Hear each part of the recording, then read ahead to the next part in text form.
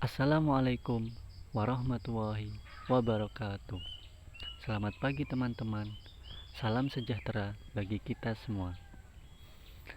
Dalam kesempatan kali ini, saya akan menjelaskan tentang sistem informasi manajemen. Sebelum itu, saya akan memperkenalkan diri saya sendiri. Nama saya Daru Wijayanto.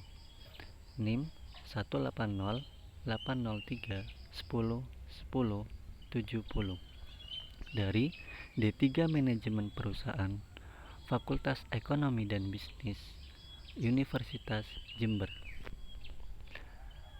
Baik, ini merupakan tugas sistem informasi manajemen dari mata kuliah yang saya ambil. Yang pertama, yaitu carilah teknologi SIM yang sering digunakan. Yang kedua, teknologi apa saja yang terdapat dalam SIM tersebut. Yang ketiga, isu apa saja yang terjadi dalam SIM tersebut. Dan yang keempat, apa yang dilakukan perusahaan dalam menangani isu tersebut. Selanjutnya, sebelum kita menjawab pertanyaan-pertanyaan tadi, kita harus tahu dulu apa itu SIM. SIM itu sendiri dibagi menjadi 3 dengan makna yang berbeda. SIM ada S, I, dan M. S-nya sendiri artinya sistem. Sistem adalah sekumpulan komponen yang saling berinteraksi untuk mencapai tujuan yang sama. Dalam hal ini, sistem memiliki banyak data, banyak orang. Jadi, sistem tidak berdiri sendiri. Dia membutuhkan orang lain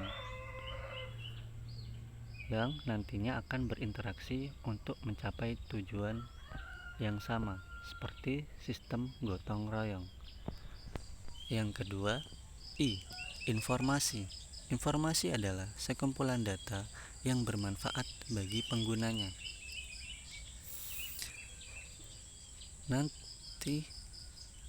Jadi informasi ini merupakan data-data yang nantinya akan dimanfaatkan oleh penggunanya. Yang ketiga, M. Manajemen adalah proses perencanaan, pengorganisasian, pengawasan, dan pengendalian. Tentunya, manajemen harus bisa mengorganisir, merencanakan, setelah itu mengawasi dan mengendalikan sesuatu agar tertata rapi. Jadi kesimpulannya, sistem informasi manajemen adalah serangkaian perintah yang digunakan untuk mengambil suatu keputusan yang nantinya akan bermanfaat dalam menentukan langkah selanjutnya agar tercapainya suatu tujuan tertentu. Sudah bisa dipahami? Baiklah, kita geser. Nah, ini jawaban dari nomor 1, teknologi SIM. Contoh teknologi SIM informasi manajemen yang biasa saya gunakan tentunya e-learning. Karena pada masa pandemi seperti ini, e-learning sangat dibutuhkan oleh mahasiswa. Karena e-learning merupakan media pembelajaran untuk menyalurkan aspirasi mahasiswa dan dosen agar pembelajaran selama pandemi bisa berlangsung secara online.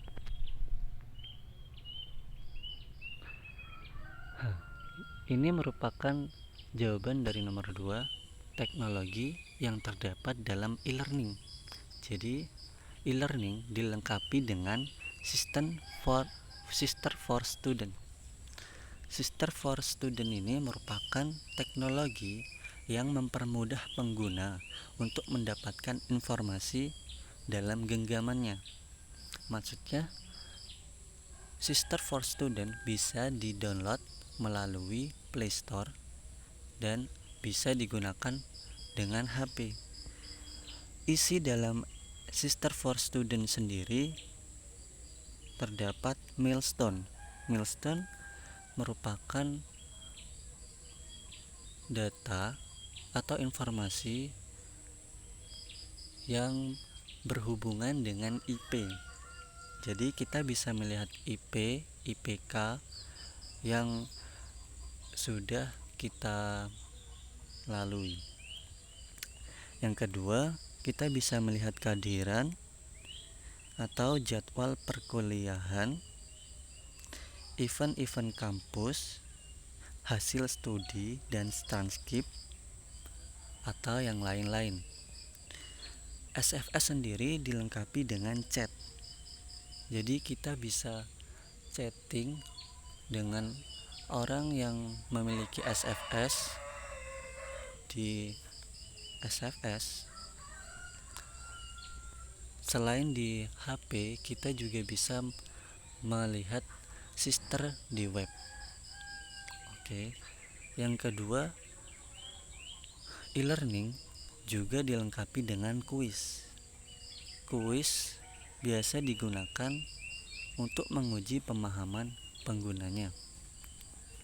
Contoh kuis biasanya menggunakan Kahoot. Kita tinggal memasukkan PIN yang diberikan oleh dosen, lalu kita menjawab pertanyaan yang ada di dalamnya. Yang keempat, e-learning juga dilengkapi dengan media penyimpanan. Media penyimpanannya sendiri, contohnya yaitu Kawanda. Teknologi ini digunakan untuk menyimpan data. Jadi, Kawanda sendiri digunakan untuk menyimpan data berupa tugas agar pengguna bisa lebih mudah untuk mencari tugas yang diinginkan.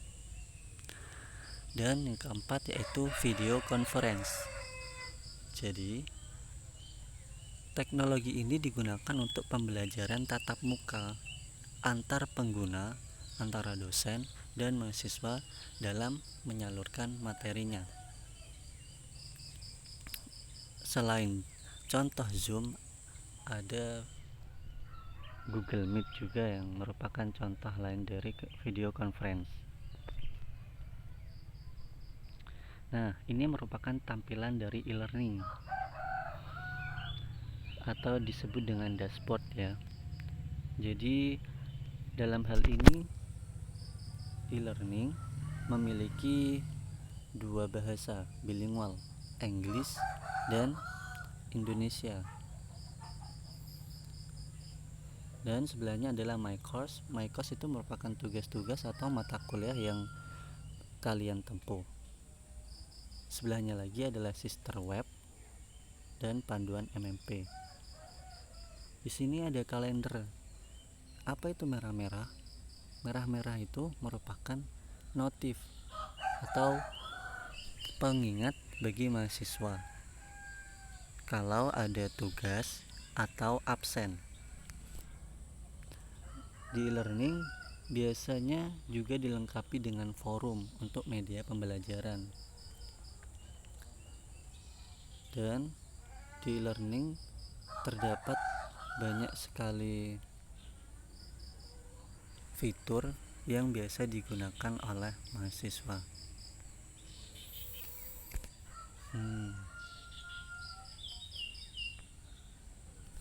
Nah, kali ini merupakan tampilan dari web sister. Tadi selain di Sister for Student di HP, juga ada di Sister Web ya. Nah, kalau di web sendiri tampilannya lebih besar dan datanya lebih lengkap. Dalam profil kita bisa melihat info Ormawa, kita bisa melihat student plan dan biografi dari data diri kita sendiri. Yang kedua ada akademik untuk melihat status kuliah, beasiswa, program KKN, dan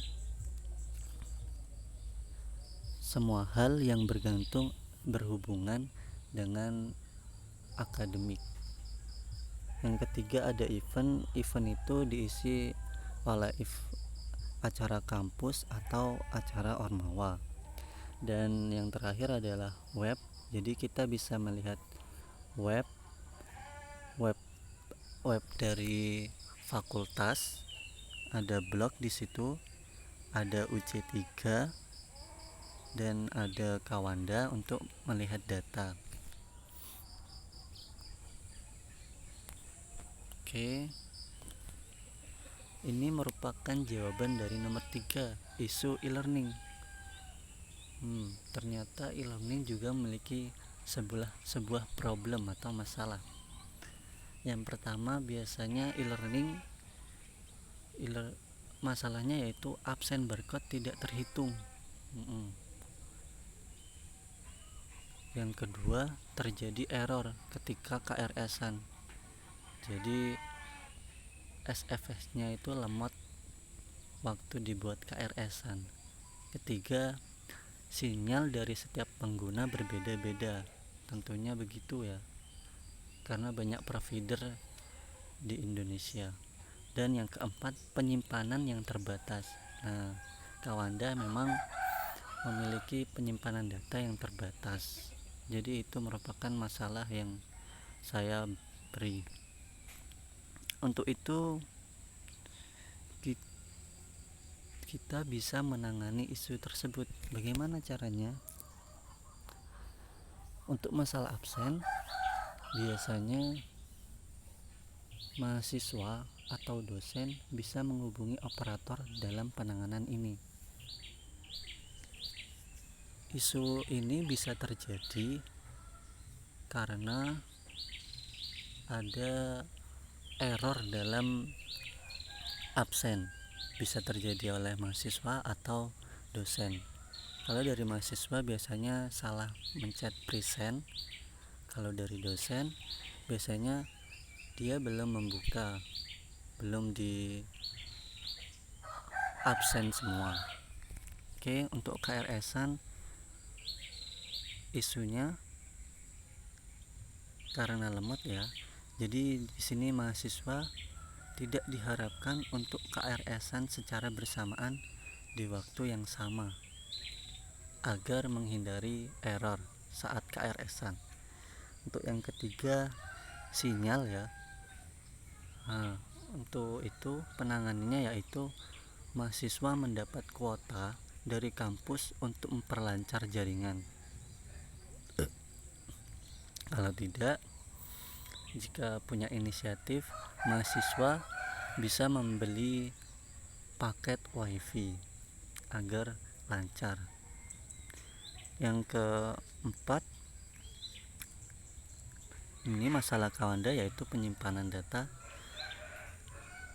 Cara penanganannya yaitu mahasiswa yang memiliki data atau tugas yang berukuran besar dapat menggunakan Google Drive sebagai pelengkap dari Kawanda. Sekian presentasi dari saya, kurang lebih saya mohon maaf. Wassalamualaikum warahmatullahi wabarakatuh.